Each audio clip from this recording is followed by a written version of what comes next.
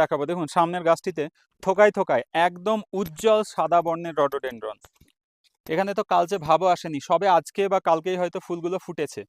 একদম উজ্জ্বল সাদা বর্ণের রডোডেনড্রন। দেখুন ভিতরের অংশগুলো দেখুন, পলিনেটার ঢুকে রয়েছে কিন্তু ভিতরে, দেখতে পাচ্ছেন একটা ছোট্ট মাছির মতো কিছু ঢুকে রয়েছে, আমি জানি না দেখা যাচ্ছে কিনা, কিন্তু ছোট্ট মাছির মতো পলিনেটার।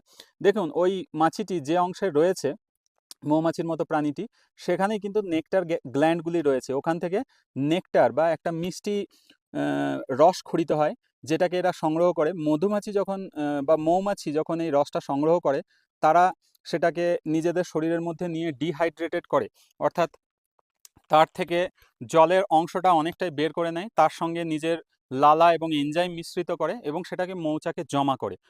তখন মৌচাক থেকে যখন আমরা কালেক্ট করি, তখন সেটাকেই কিন্তু আমরা হানি বা মধু বলে চিনি।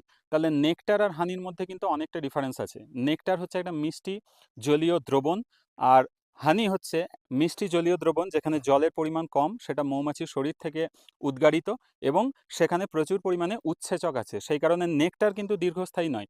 কিন্তু মধু বছরের পর বছর আপনি স্টোর করতে পারেন উপযুক্ত পরিবেশে।